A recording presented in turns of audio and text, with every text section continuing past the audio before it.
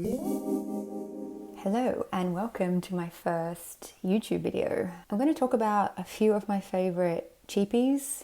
These are affordable fragrances, budget-friendly fragrances. I wanted to put this video out there because I've been watching a lot of YouTube trying to find good recommendations, but every video I click on, the budget fragrances are not budget, at least not for us here in Australia.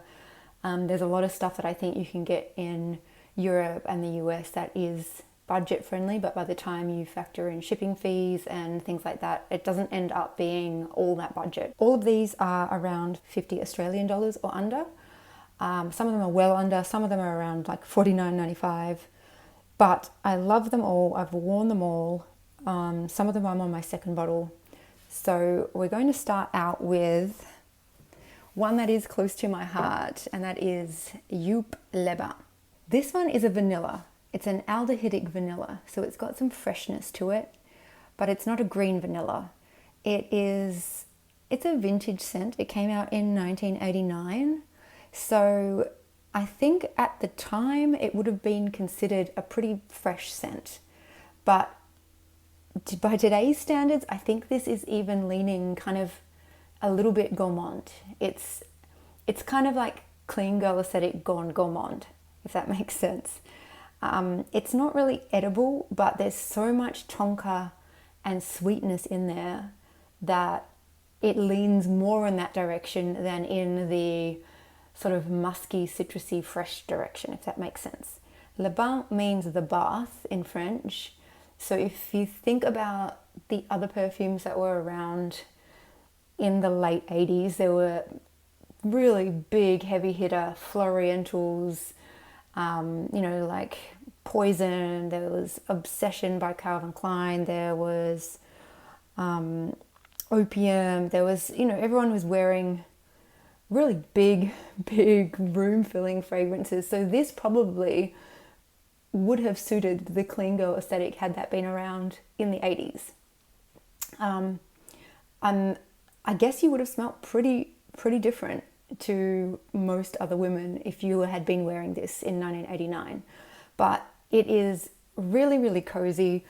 I think I wear this all year round, but most people probably would feel more comfortable wearing this in the cooler months.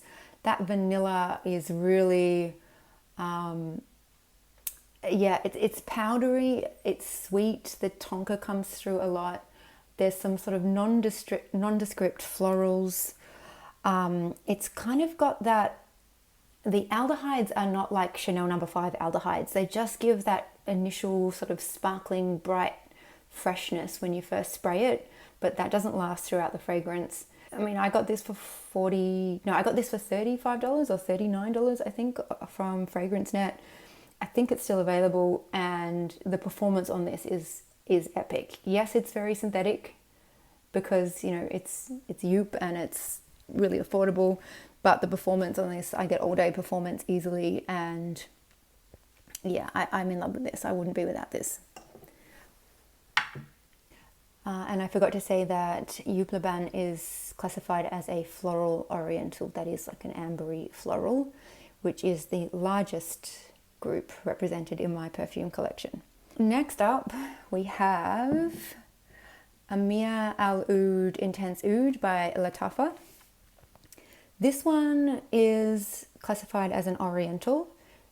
It is a very woody fragrance. To me, it's unisex, but a lot of people think that it's masculine leaning. I wear this a lot in autumn and winter. I haven't tried it in summer. To me, it's just way too rich and heavy and woody. This one is supposed to be, is said to be a dupe for Maison Martin Margiela replicas by the fireplace. My partner used to wear that fragrance, and to me, they're in the same family. They give the same vibes, but they're not the same fragrance. This has a lot more vanilla in the base, and there's a bit more sweetness there compared to by the fireplace. But this is more Middle Eastern leaning. It's not as transparent and clear and pure as By the Fireplace, if that makes sense. This has that Middle Eastern thing in it. I don't know how to describe it. It's not like a petrol-y kind of burnt rubber thing that some of them have, but it's just that kind of it's that textured kind of scratchiness, and normally I can't stand that in fragrances, and I have decluttered so many of my Middle Eastern fragrances because of that kind of scratchy, it's almost like a really unrefined, musky chemical mess that's in the base of some of them. This one has it a little bit, but strangely I love it in this. It suits this fragrance profile, and it makes it a little bit more edgy, and it just works with the sweetness and the vanilla in this. Like, this is not a sweet perfume, it's not a gourmand, but it has a kind of smoky vanilla in the base, along with some woods. The oud in here is not barnyardy. It's not a challenging oud. It's like Western friendly oud. It's nothing that's going to make you gag. There's some kind of like herbal, like a little bit medicinal herbal notes happening in the top. But by the dry down, I just get a really nice woody, smoky vanilla. This is beast mode. The performance on this is next level. You don't need to carry a decant of this. You don't need to reapply. This projects beautifully out from all of your winter layers. I really like it. It's one of the only four or five Middle Eastern scents that I still have in my collection. I got rid of so many because there was sort of something wrong with all of them, but you'll see a few more today. So yeah, that's Amir Al Oud Intense Oud from Lattafa. I think I paid $45 for, $49. I think it's still available for around that price. The next one we have is simply Jill Sander Touch of Leather, I think it's called, or A Touch of Leather. Just Touch of Leather. This one I haven't had for long. It's one of the newer additions to my collection. As you can see, I picked up a tester from FragranceNet. This is on clearance at the moment on FragranceNet, and grab it now while you can. I'm thinking of grabbing a backup because I don't know how many of these they're going to have. This is classified as a leather chypre fragrance, and I noticed that my last few purchases have all been in this genre. It's something I'm just like really discovering and really getting into lately. It's an area of my collection that I have never really embraced before. I kind of had the odd thing, but I'm just realizing that everything I'm attracted to lately has been in the leather chypre category. This is more like a suede than the leather. It's very feminine, ladylike, really refined. The packaging on this is, it's a beautiful, like, solid plastic cap. I mean, it's hard to explain through the screen, but the quality of Jill Sander fragrances is really beautiful, and I think that it would make an awesome gift. I paid $35 for this for 40 mils, I think, or $32 on FragranceNet for 40 mils. It's not a massive performer, but I get a good sort of 3 to 4 hours out of this before I need to reapply it. It sits close to the skin, but that's part of what makes it so refined, I think, and so sophisticated. It's not a in-your-face leather. It's actually more of like a powdery, woody, violety suede. They're the main things I get from this fragrance. There is something something in here reminds me of a Bottega Veneta. It's discontinued now, but just the standard Bottega Veneta Eau de Parfum, which is also a leather chypre, and it is in this kind of more refined, feminine, ladylike area of that category. And yeah, this is beautiful. It came out in 2014, I think, and it's Eau de Parfum concentration. And I think there's even a couple of others in this line that I might be looking to pick up from FragranceNet. But if you can find this, definitely grab a sample of it. I mean, for that price, I was happy to blind buy it. Actually, most of these were blind buys because they're all pretty affordable. But I mean, nothing's ever a safe blind buy. But if you know that you're into that kind of a vibe, then I mean, this is a quality offering from Jill Sander. Okay, guess what is back at Zara? This just dropped a couple of weeks ago here in Australia. Ebony Wood was lauded as one of the best ever Zara scents, I think a few years back, and I picked up my first bottle in London. I went through that, and now this is my second bottle. As you can see, I have not put any dent in this one yet. I bought this the other day for $49 for 100 mils from Zara in Melbourne, Australia. So I don't know if this is a worldwide re-release or if it's just leftover stock. The packaging is a little bit dicky. The plastic part is kind of wobbly, but the actual glass itself is beautiful and sturdy. I like this bottle better than the first one, actually. I think this one was created by Jo Malone. This is one of the collaborations that Zara did with Jo Malone. It's classified as a woody fragrance, not as a woody oriental or dry woods like a chypre, but just straight down the line woody. And I would agree with that. It's got some beautiful spices in the top. Yeah, it's pink pepper and clove, and it does give it a really warming, kind of cozy feel. It's not sweet though, there's no sweetness along with those spices, but there's also ebony wood, obviously, but there's something about the combination of the wood, the cloves, and the pink pepper that gives kind of a fruitiness. It's almost like a dried berry or something. It's not tart, but almost like a, I don't know how to describe it, but at first sniff, if you were to sniff it blindly, you would pick up on the woods, the pepper would give your nose a little tickle, and then you would say there's some kind of fruit in here, whether it's something red and probably dried or candied even a little bit. So to me, it's unisex.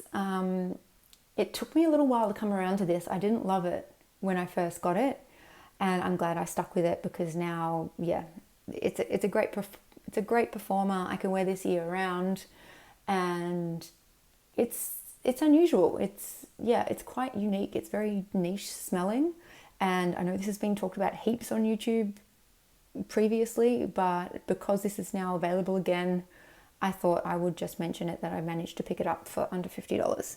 So that is Ebony Wood. Oh, it's got a nice magnetic cap, which I didn't realize. Ebony Wood from Zara. Okay, let's go back to our floral orientals or amber florals with Diesel Plus Plus Feminine. This scent has been completely forgotten about. No one talks about this, and I wouldn't say it's a hidden gem, but it's a hidden cheapie. And I'm mentioning this now because I feel like a lot of new releases from niche houses are kind of in this vein. They're like the newer iteration of this scent. And I'm saying that because this has a really strong lactonic vibe to it. I mean, even if you look at the original box, that's obviously what they were going for. There's cows on it. I don't know if you can see that. There's cows. It looks like a milk carton. Even this bottle is meant to be like reminiscent of old school kind of glass milk bottles when you would have them delivered to your doorstep. I mean, the packaging is cheap. It's a little bit dicky. This is not on straight and there's marks all over it, but I picked this up not long ago from Chemist Warehouse, which is a discount pharmacy chain we have here in Australia, for I think $19.95, and it's an eau de toilette strength, but this is actually a pretty good performer for an eau de toilette. It's from the 90s, I think the 90s. Let me just check. Yeah, this was launched in 1997. And yes, it smells dated. It doesn't smell vintage. It doesn't smell retro. It doesn't smell grandma. It is pretty unique, but it is reminiscent, like I said, of a lot of these things coming out, like Blanche Bette or Bianco Latte, and all these kind of a milky, sweet, lactonic fragrances. The difference is that this is not gourmand. It's not a straight up gourmand. It does have some gourmand notes. It's got a lot of vanilla. It's got some kind of tropical fruit feeling about it. It's got coconut. It's sweet. It's milky. It's musky. There's some kind of nondescript florals and fruits. I couldn't pick out anything, but it kind of gives like a yellow tropical vibe in terms of fruits and flowers. If you're wanting something with a milky vibe, but you're not wanting to spend the hundreds that all of these new niche releases are at the moment, see if this resonates with you. It might be something you're really into. It's got that 90s vanilla. I don't know if you know what I'm talking about, but it's kind of that non-gourmand, sweet but fresh vanilla. It's almost like it's a vanilla floating on the breeze, if that makes sense. It's not a rich, foodie kind of vanilla. So yeah, this is definitely one to check out if you're curious about that lactonic note. Okay, this is another Chypre fragrance. This is Armaf's Club de Nuit Intense Woman. I'm sure you guys would have been familiar with this. A lot of people have talked about this. This is a dupe for Tom Ford's Noir de Noir, and it has made it through so many declutters of Middle Eastern fragrances because this is actually good. This is an actual, like, it's a quality dupe. It's a quality fragrance. My mum actually has Noir de Noir, and I'm very familiar with that scent. And this, yes, there are differences, probably because, you know, this is a budget fragrance and it doesn't have the same materials in it as Noir de Noir. I think I paid $39.95 for this at Chemist Warehouse. You get 105 mils, which is a really random size. It's in a really nice heavy glass bottle. It's super heavy, like a lot of Middle Eastern fragrances. The cap is metal, but this part here is really, really cheap and plasticky. I don't know if you can see, but there's always some kind of like residue there. It doesn't leak or anything, but I mean, yeah. You've got to take the good with the bad. But this is basically a rose patchouli with some spices in the opening. It is quite gothic. There's something like femme fatale about this. Everyone seems to get this vibe from this fragrance. I only ever wear it on an evening out. I like to be pretty dressed up when I'm wearing this. I like to be in sort of like a big open space. I wouldn't want to be in a confined space, confined area wearing this. It projects like a beast. It lasts a long time, and it's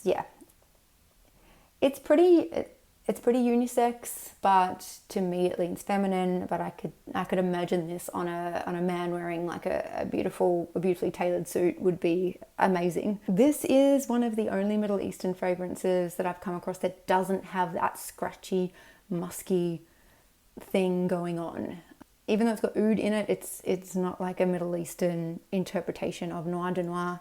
To me, it smells as Western as Noir de Noir smells. So it doesn't have that scratchy, musky, synthetic base that a lot of them have. The spices in this are beautiful. There's nutmeg, caraway, pepper, and yeah, there's some beautiful florals like rose, geranium, and there's some saffron. And then in the base you get the patchouli, the amber, the oud, and the vanilla. So it's kind of, there's a sweetness, there's like a floral sweetness to this, but it is still a Chypre. So that patchouli in the base is kind of giving, yeah, that modern Chypre vibe.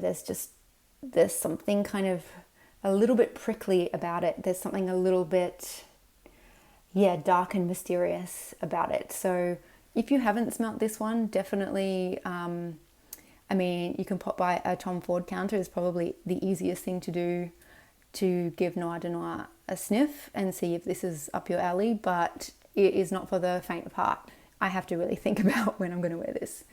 Yeah. Okay. Okay, let's do another woody oriental. Of course, we can't do a cheapies list without Chopard's Cashmere.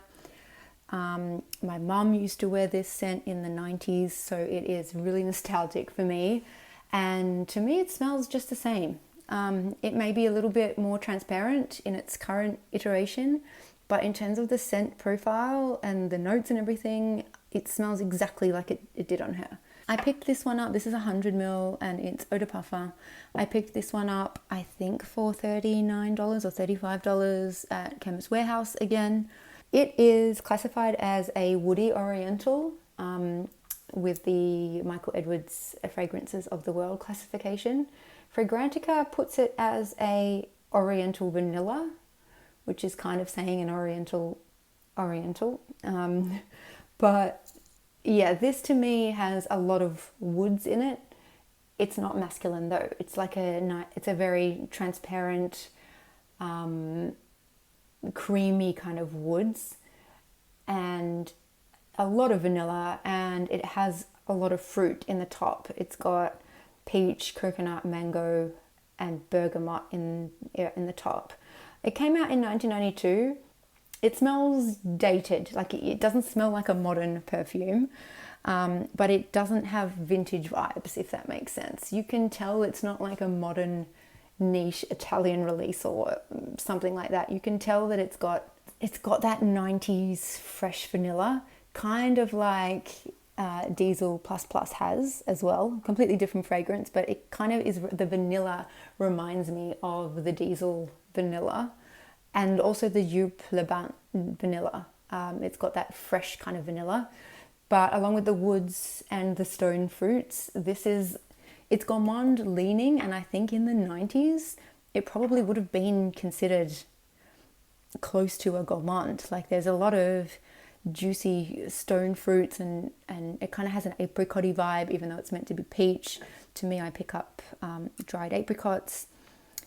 It's got pretty moderate performance. And yeah, it's not a beast, but I wear this all year round and I enjoy it. And yeah, for me, it's very nostalgic. It was created by Michel Almerac, who is I think he's a master perfumer, very, very famous perfumer. Yeah, if you haven't got your nose on this, it's definitely worth a sniff, especially if you're a vanilla lover or a fruity lover. I don't love fruits. I don't have anything in the fruits category or even fruity florals, but this is one of the rare kind of fruity fragrances that I really enjoy. Okay, lastly, we have another woody amber and also another Middle Eastern fragrance. So today you have seen 3 out of my 4 Middle Eastern fragrances. The last one I still have in my collection, but I'm not the biggest fan of, so I have left that one out. But this is Ministry of Oud Satin by Paris Corner, I think. Yeah, I don't know if you can see on the lid here, it says Paris Corner. So this is a dupe of MFK's Oud Satin Mood. I used to have a bottle of MFK's. Honestly, this is a really good dupe. Is it identical? No. Is it almost identical? Yes. The performance on this is really, really good. It doesn't have anything screechy and Middle Eastern-y about it. The oud is very westernized. Obviously, it's been created to cater to Western tastes. It's a beautiful woody oriental. It's powdery. It's feminine leaning. There's a lot of vanilla. There's a lot of amber, but there's also a lot of floaty florals, mostly rose and violet. And the performance on this is great, but it doesn't scream at you. It doesn't punch you in the face like a lot of Middle Eastern fragrances. And it's just a really quality offering that I think I paid around $45 for, $49 for. I don't see myself ever purchasing the MFK original again, since now I have now found this dupe. I put a bit of a dent in it, but it's not something that I wear often. I do prefer it in the cooler months, but every single time I have worn this fragrance, I have received a compliment. Someone stops me, or yeah, I'm with friends or family and they all say you smell delicious. So it's definitely mass pleasing. No one has ever said what is that smell? Like with a lot of Middle Eastern fragrances, it can be challenging for those around you. This is just really pleasant. I have noticed with Middle Eastern dupes, I've had the most success when they are duping a brand that uses mostly synthetics. So I find MFK, even though they've got a whopping price tag and a really beautiful offering, it's not natural perfumery. You know, the brand you can smell is mostly synthetic. So I find that, you know, other brands along those lines like Le Labo. So I find that the most accurate dupes and the best smelling dupes are duping brands that are using synthetics, because synthetics are easier to dupe than naturals. The only way you can do that is just to smell the original and see what your nose picks up. Trust your nose. Anyway, they are all of my budget friendly, under or around $50 fragrances. Please leave me a comment down below for any recommendations you guys have of actually cheap fragrances. I have more than this, but I'm always looking for more cheapies. Let me know what you want to see next. Thanks for watching, and I'll see you guys in the next one.